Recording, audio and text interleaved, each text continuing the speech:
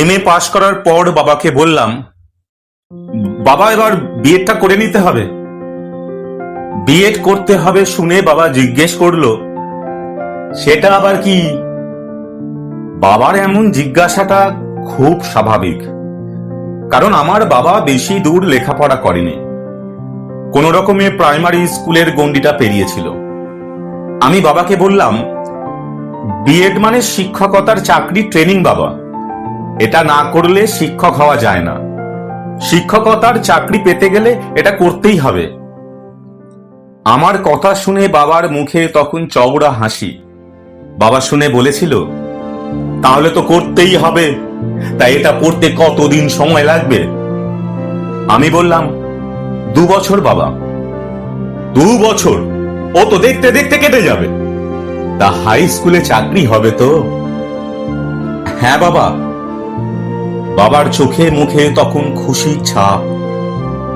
বাবার ইচ্ছা আমি যেন শিক্ষক হতে পারি। কি যেন একটু চিন্তা করে নিয়েই বলল, জানিস বাবা, তোকে নিয়ে গর্ব আমার, অনেক স্বপ্ন আছে।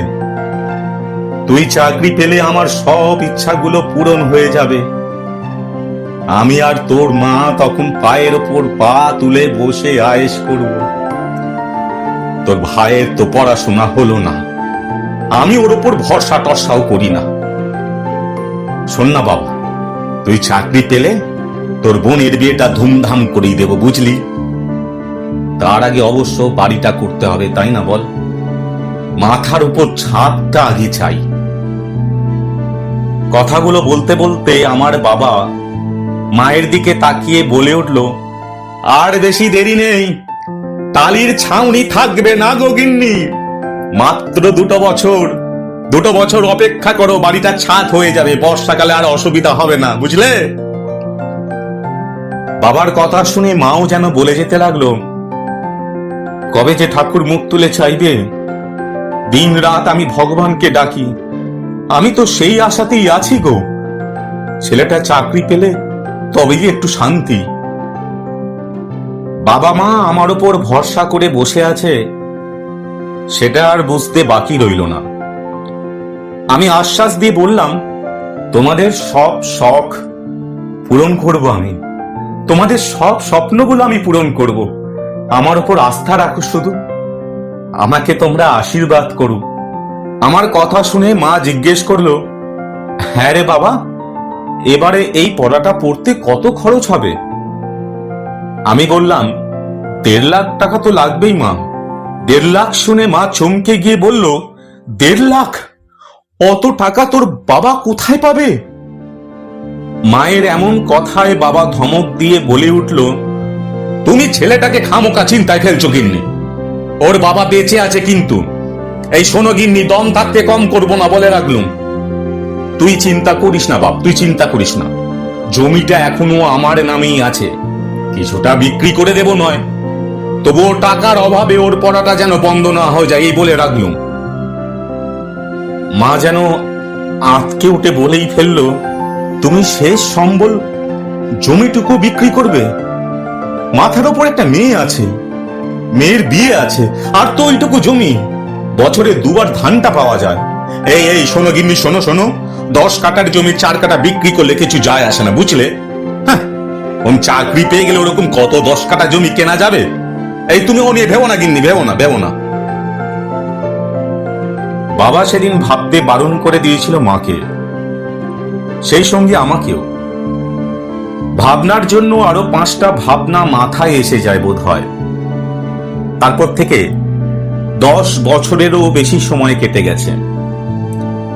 আমাদের অভাবের সংসারে স্বাচ্ছন্দ্য ফিরেছে, বাবার স্বপ্ন সত্যি হয়েছে। আমাদের টালির চালের বাড়িটা এখন ছাদে রূপান্তরিত হয়েছে, 1 তলা থেকে 2 তলা পর্যন্ত সমস্তটা কমপ্লিট হয়েছে। আমার মা বাবা এখন পায়ের ওপর পা তুলে আয়েশ করে বসে থাকতে পারে। যতই হোক, ছেলের সাফল্য বাবা মায়ের কাছে বড় আনন্দের। বাবার ইচ্ছে ছিল একমাত্র মেয়ের বিয়েটা ধুমধাম করেই দেবে। গ্র্যাজুয়েশন কমপ্লিট করতেই বোনের দেখাশোনা শুরু হলো। বাবার পছন্দ করা ছেলের সাথেই বোনের বিয়ে দিল। ছেলে সরকারি চাকুরে। পাত্রপক্ষের কোনো দাবি দাওয়া ছিল না। বাবা মনের মতো করে খরচ করলেন। বিয়েতে সে এলাহি ব্যাপার যাকে বলে। বাবা মাকে ভালো রাখতে পারাটাই সন্তানের দায়িত্ব। বাবা মা অনেক কষ্ট করেছেন, তাই হয়তো এমন সুদিন দেখতে পেয়েছেন। সন্তান যখন বাবা মাকে ভালো রাখেন, এর থেকে বড় পাওনা আর কিছু হতে পারে নাকি? বাবা তো প্রায় বলে, আমার ছোট ছেলের মতো ছেলে হয় না। ও না থাকলে আমরা কোন অতলে তলিয়ে যেতাম। সৎ পথে ছিলাম বলি ভগবান রাস্তা দেখিয়েছেন। বাবা ঠিকই বলেছেন। আজ বাবা মা এত আনন্দে আছে, এত সুখ, এত ঐশ্বর্য, সবটাই আমার ভাইয়ের জন্য। ও বেশি দূর পড়াশোনা করেনি, মাধ্যমিক দিয়ে আর পড়লো না। বলল আমার পড়াশোনা হবে না।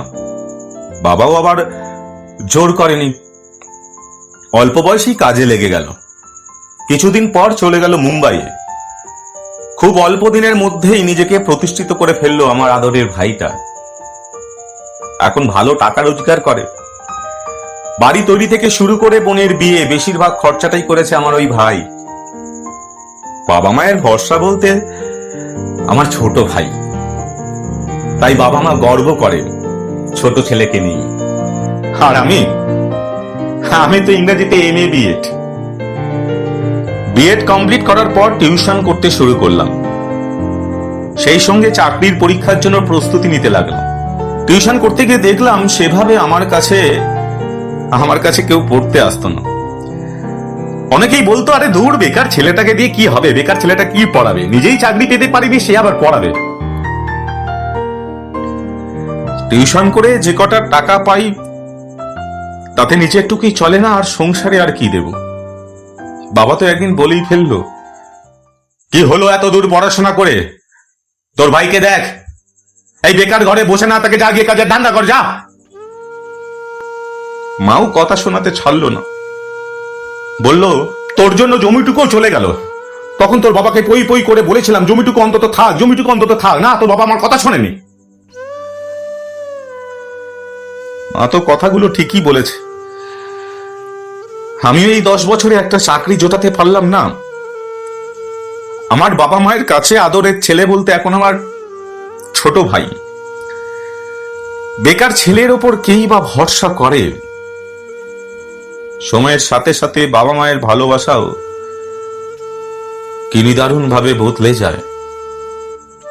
এই তো সামনের মাসে আমার ভাইয়ের বিয়ে।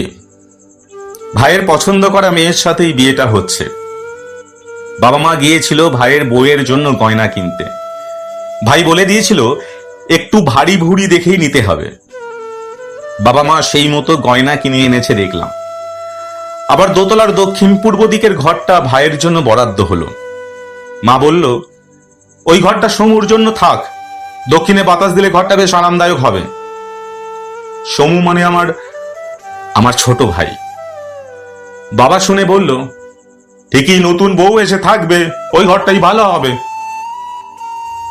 কোনটাতে ভালো হবে আর কোনটাতে মন্দ, বাবা মায়ের এমন চিন্তা এখন সবটুকু ভাইয়ের জন্য।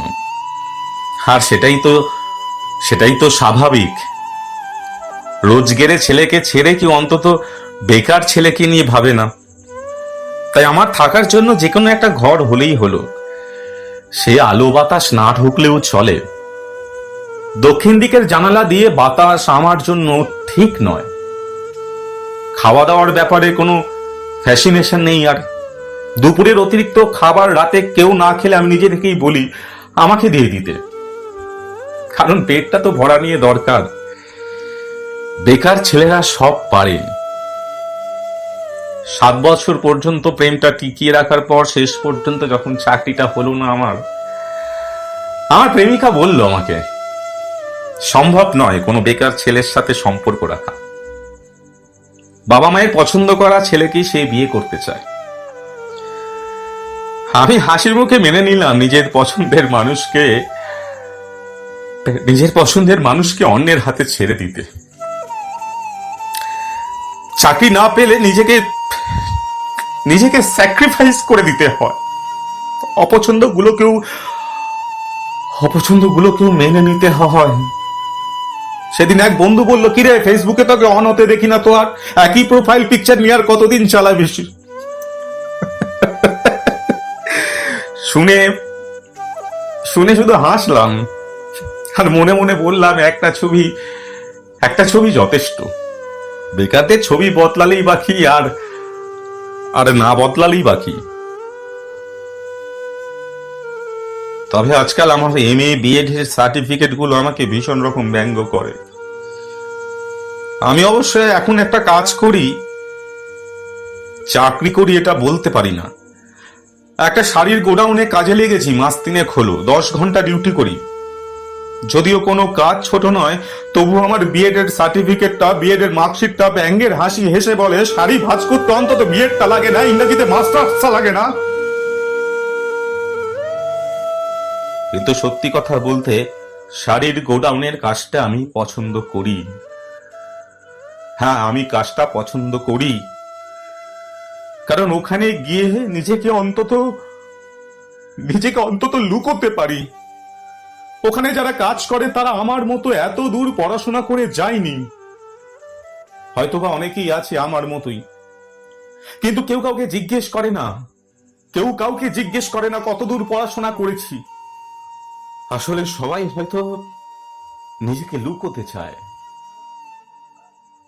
সব থেকে বড় কথা, বেকারত্বের যন্ত্রণাকে